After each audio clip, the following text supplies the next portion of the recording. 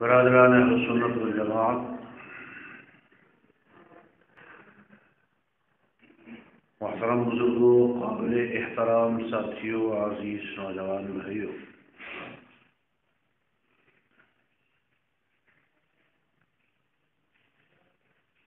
قرآن مقدس کے 26ویں سپارے کی سورہ حجرات کے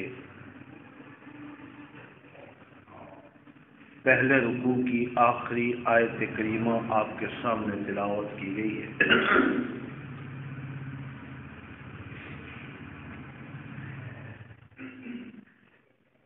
جس میں اللہ رب العزت نے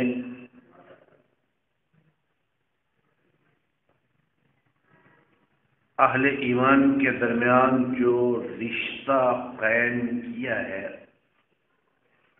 اس کا تذکرہ کیا ہے۔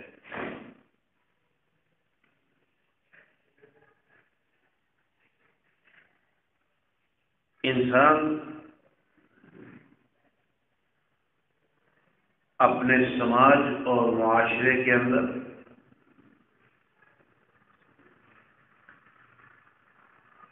مختلف رشتوں سے جڑا ہوا ہوتا ہے۔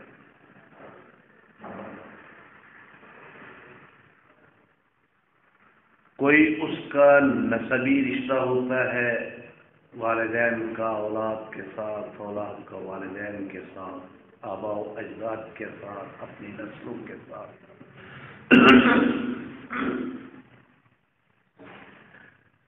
کوئی قومی رشتہ ہوتا ہے،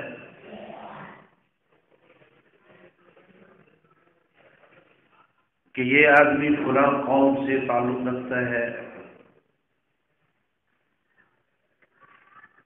فلاں علاقے سے تعلق رکھتا ہے۔ کوئی لسانی رشتہ رکھتا ہے کہ یہ پختون ہے، یہ سندھی ہے، یہ پنجابی ہے، یہ بلوچ ہے۔ کوئی فکری رشتہ رکھتے ہیں کہ یہ عیسائی ہے، یہ یہودی ہے، یہ مسلمان ہے۔ یہ مختلف رشتوں میں انسان اپنی سوسائٹی کے اندر جڑا ہوا ہوتا ہے۔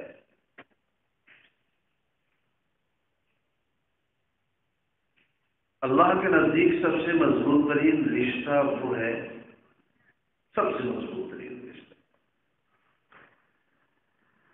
جو ایمان کے ذریعے انسانوں کو آپس میں جوڑتا ہے۔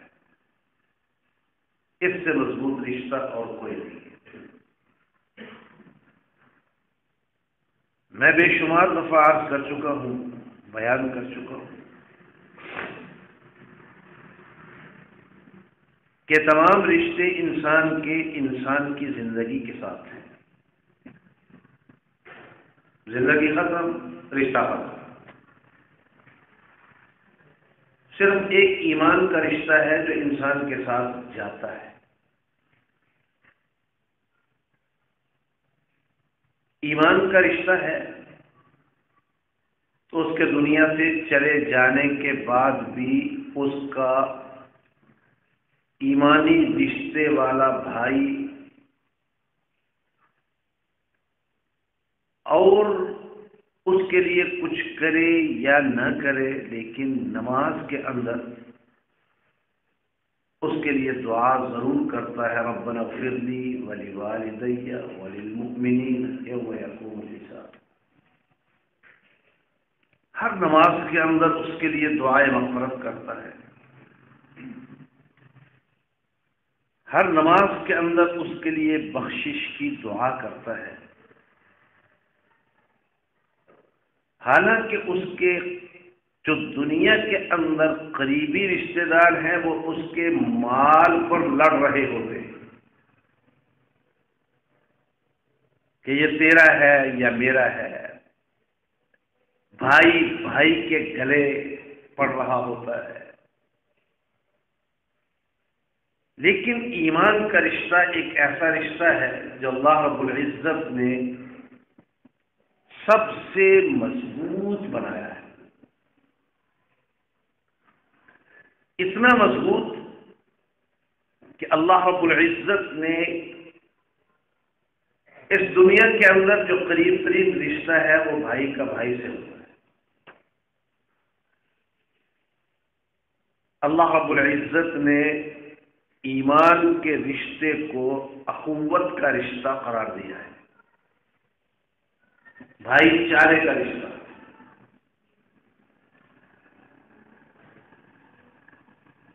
یہ رشتہ اللہ رب العزت نے اہل ایمان کے درمیان بنایا ہے، تو اس رشتے کی بنیاد کس چیز پر ہے؟ ایک بات یاد رکھیے، ایک ہے اللہ رب العزت کی طرف سے قرآن پاک میں ایک چیز کی خبر،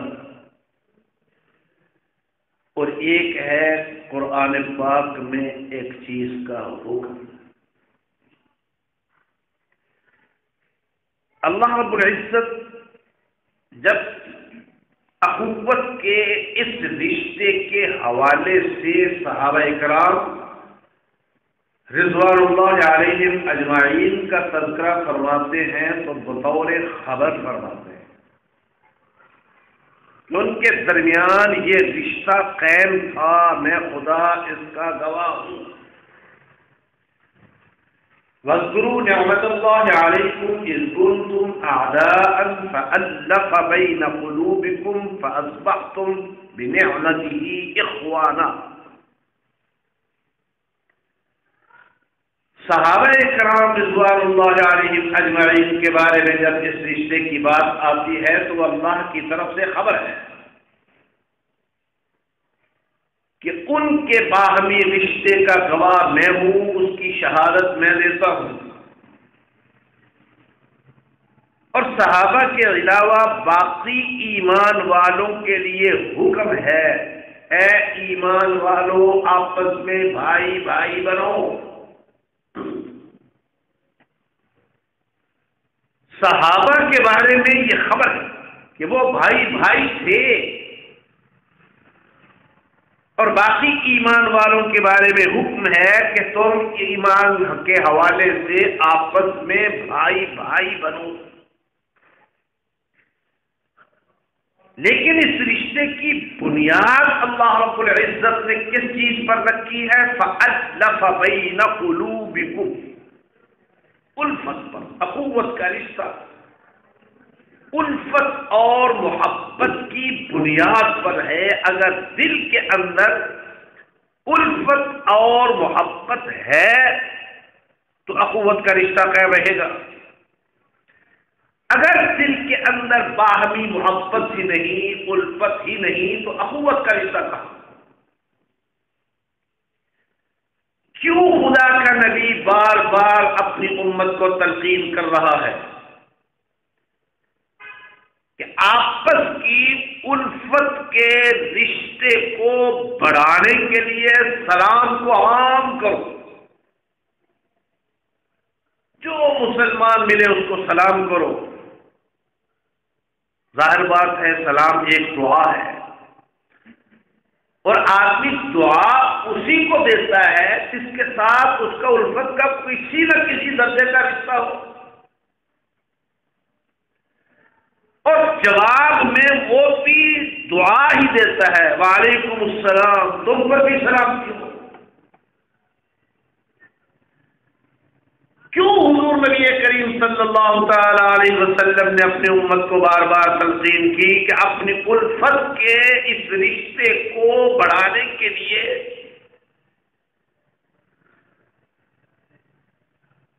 آپس میں تحفے تحائف کا تبادلہ کیا کرو، اپنی اپنی توفیق کے مطابق۔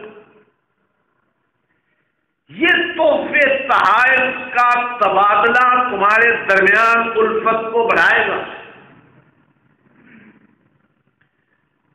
الفت کو برقرار رکھنے کے لیے خدا کے پیغمبر نے اپنی امت کو بڑی سخت تلقین کی، اس لیے کہ اخوت کے رشتے کی بنیاد ہی الفت پر ہے، اور الفت الفت کی بنیاد کس چیز پر ہے؟ وَاذْكُرُوا نِعْمَةَ اللَّهِ عَلَيْكُمْ إِذْ كُنْتُمْ أَعْدَاءً، کہ جب تک دل کے اندر نفرت اور عداوت موجود ہے الفت نہیں آ سکتی، اور جب تک الفت نہیں آئے گی اخوت نہیں آئے گی۔ اخوت پیدا کرنی ہے تو پہلے الفت پیدا کرو، الفت پیدا کرنی ہے تو پہلے دل سے نفرتیں نکالو، دلوں سے عداوتیں نکالو، دلوں سے دشمنیاں نکالو، دلوں سے حسد کینہ بغض نکالو۔ جب تک تمہارے دلوں کے اندر آپس میں ایک دوسرے کے بارے میں حسد موجود ہے، بغض موجود ہے، کینہ موجود ہے، نفرت موجود ہے، عداوت موجود ہے، دشمنی موجود ہے، اس وقت تک تمہارے دلوں کے اندر الفت نہیں آ سکتی، اور جب تک الفت نہ آئے تمہارا رشتہ اخوت قید نہیں رہ سکتا۔ اللہ رب العزت نے اہل ایمان کو اخوت کے رشتہ قائم کرنے کا حکم دیا ہے،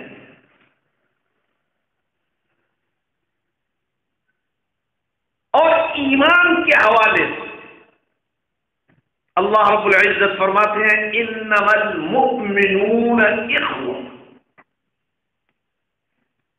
وہ لوگ، ذرا اللہ کے جملے کی طرف خاص غور کیجیے، وہ لوگ جن کے دلوں کے اندر ایمان ہے وہ آپس میں بھائی بھائی۔ گویا اگر اس جملے کو الٹ کر دیا جائے تو کیا مطلب نکلتا ہے کہ وہ لوگ جن کے دلوں کے اندر عداوت ہے، باہمی اخوت نہیں ہے، الفت نہیں ہے، ان کے دلوں میں ایمان نہیں ہے۔ صرف جملے کو تھوڑا سا الٹنے کی ضرورت ہے۔ ایمان دلوں میں ہے تو آپس میں اخوت کا رشتہ قائم ہے۔ اگر تمہارے درمیان اخوت کا رشتہ نہیں ہے تو ایمان نہیں ہے، یا کم سے کم لفظ استعمال کر لیں تو کمزور ہے۔ جبکہ اللہ رب العزت تو اہل ایمان کے درمیان ایک ایسا رشتہ قائم کرنا چاہتے ہیں اخوت کے نام پر کہ کبھی خدا کا پیغمبر اس کی کو تشبیہ دیتا ہے جسد واحد کے ساتھ، کہ اہل ایمان کا اخوت کا جو رشتہ ہے، مسلمان ایسے ہیں جیسے ایک وجود، عربی ہو یا عجمی، کالا ہو یا گورا، امیر ہو یا غریب، مسلمانوں کی حیثیت ایک جسد واحد کی ہے کہ جسم کے ایک حصے کو اگر تکلیف ہو تو سارا جسم بے قرار ہوتا ہے۔ یہ نہیں ہو سکتا کہ آنکھ میں تکلیف ہو تو باقی جسم قرار اور سکون میں ہوگا، ممکن نہیں۔ کان میں تکلیف ہو تو پورا جسم بے قرار ہوگا، ٹانگ میں تکلیف ہو تو پورا جسم بے قرار ہوگا۔ خدا کا پیغمبر کیا بتانا چاہتا ہے کہ مسلمانوں کا باہمی رشتہ ایک جسد واحد کی طرح ہے۔ اگر کشمیر کے مسلمان کو تکلیف پہنچے تو پاکستان کا مسلمان اس کی بے قراری کو محسوس کرے۔ بے قرار ہو، شام کا مسلمان بھی بے قرار ہو، فلسطین کے مسلمان کو تکلیف پہنچے تو یورپ کا مسلمان اس تکلیف سے تڑپ اٹھے۔ کبھی خدا کا پیغمبر اس رشتے کے لیے اس کی مثال جس میں واحد کی طرح دیتا ہے کہ اس کی مثال جس میں واحد ہے، جسم کے ایک حصے کو تکلیف پہنچے تو سارا جسم بے قرار ہو جاتا ہے۔ کبھی خدا کا پیغمبر اس رشتے کو ایک عمارت سے تشبیہ دیتا ہے کہ جس طرح ایک عمارت کے مختلف حصے ہوتے ہیں، ستون ہے، دیواریں ہیں، چھت ہے، ظاہر بات ہے کہ یہ سارے ایک دوسرے سے جڑے ہوئے ہیں تو ایک عمارت ہے۔ اگر ان کو الگ الگ کر دیا جائے تو عمارت نہیں، ستونوں کو آپ الگ کر دیں تو وہ عمارت نہیں، دیواروں کو الگ کر دیں تو چھت قائم نہیں رہ سکتی۔ ہر چیز عمارت کی ایک دوسرے سے جڑی ہوئی ہے۔ خدا کا پیغمبر یہ بتانا چاہتا ہے کہ تمہارا رشتہ ایک عمارت کی طرح ہے۔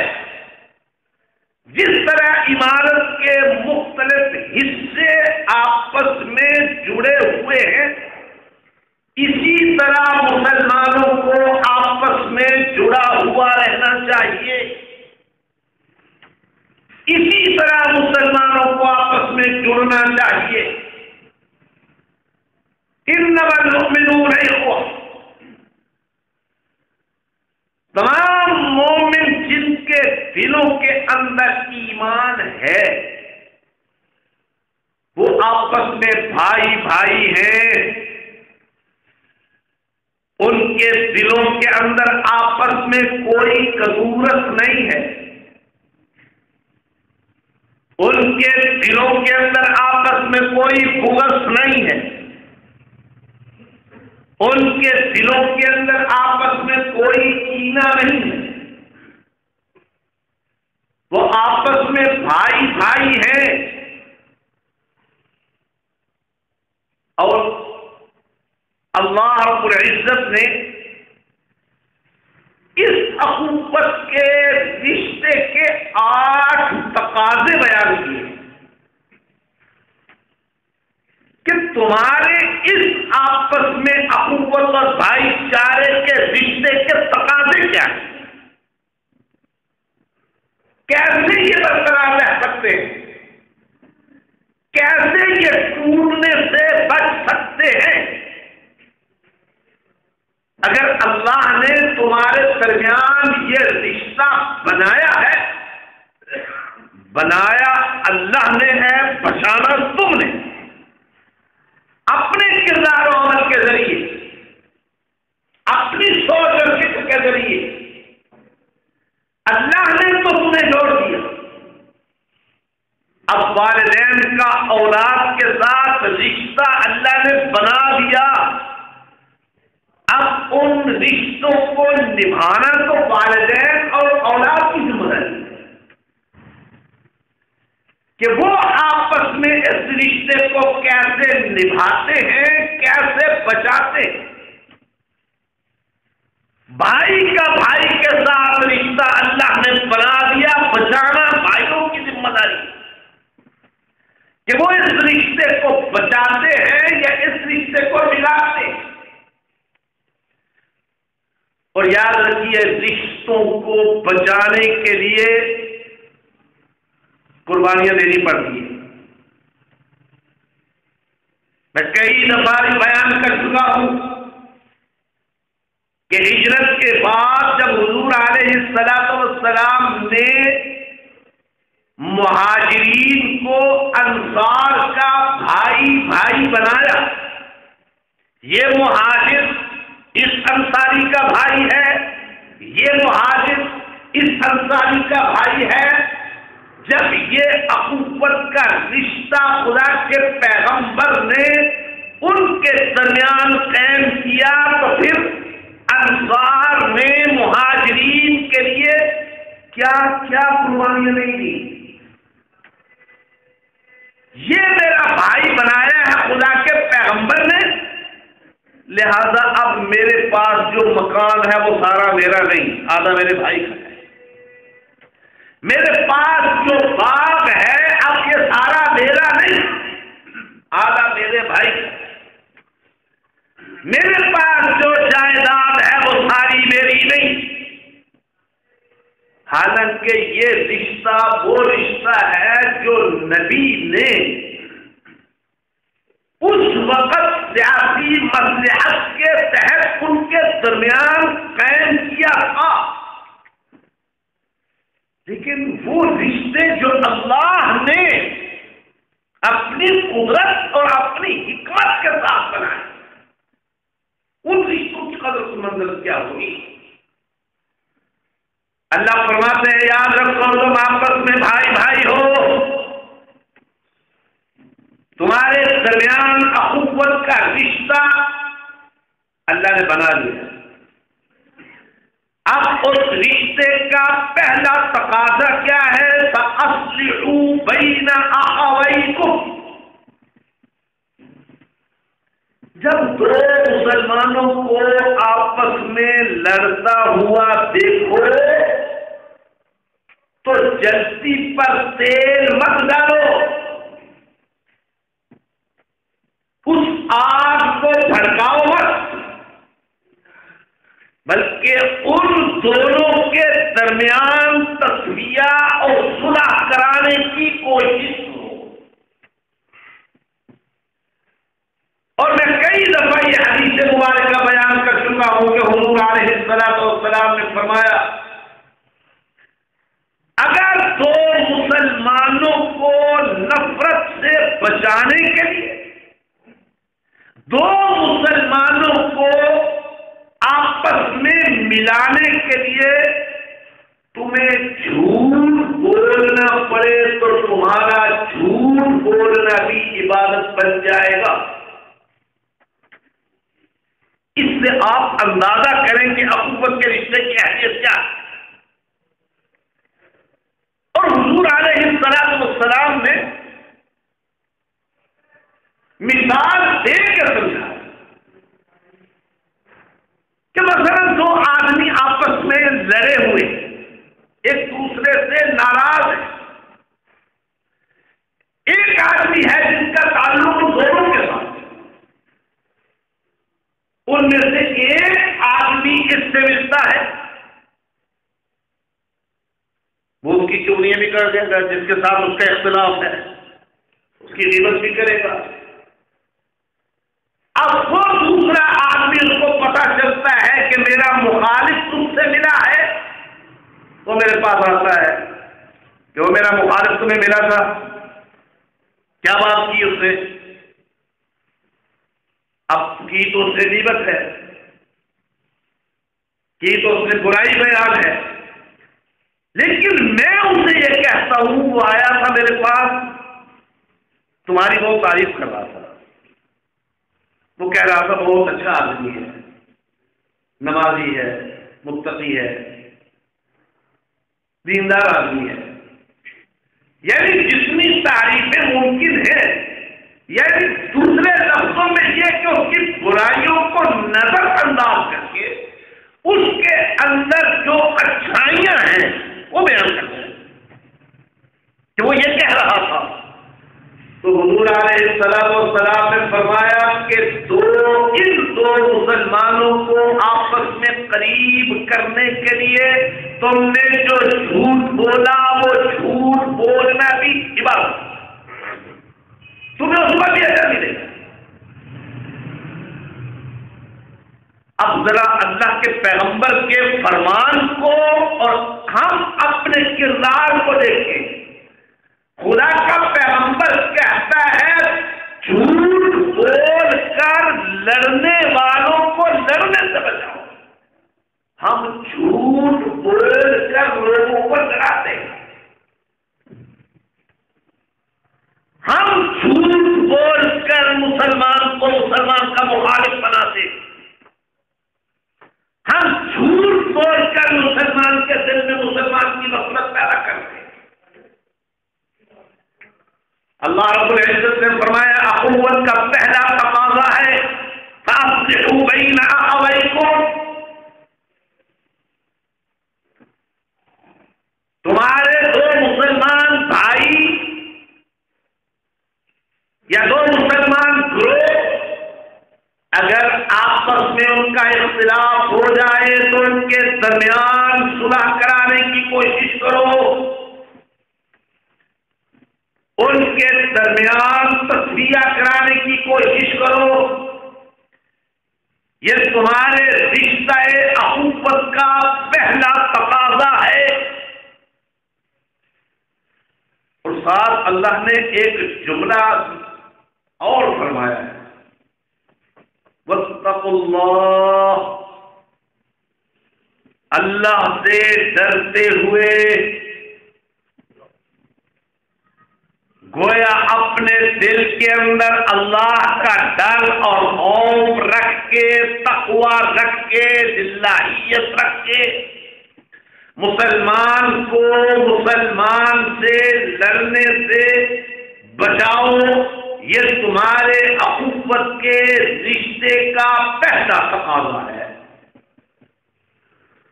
اور آگے اللہ تیسرا جملہ بھی فرماتے ہیں، یعنی اللہ کے کلام کی حکمت کا اندازہ کیجیے۔ پہلے کیا کہا؟ صلح کراؤ، واتقوا اللہ، اللہ سے ڈرتے ہوئے، گویا خوف پیدا کیا، اور ساتھ ہی فرما دیا لعلکم ترحمون، اگر تم دو مسلمانوں کے درمیان لڑائی کو ختم کرا کے ان کے درمیان تصفیہ کراتے ہو تو میں خدا تم پر اپنی رحمتیں بھیجوں گا۔ تم آج دنیا میں دو مسلمانوں کو آپس میں جوڑ دو، میں قیامت کے دن اپنی رحمت کے دروازے تمہارے لیے کھول دوں گا۔ تم مسلمانوں کو مسلمانوں سے لڑانے سے بچاؤ، لعلکم ترحمون، تاکہ تم پر رحم کیا جائے۔ تم زمین پر لوگوں کے ساتھ رحمت والا سلوک کرو، آسمان والا تم پر رحمت والا سلوک کرے گا۔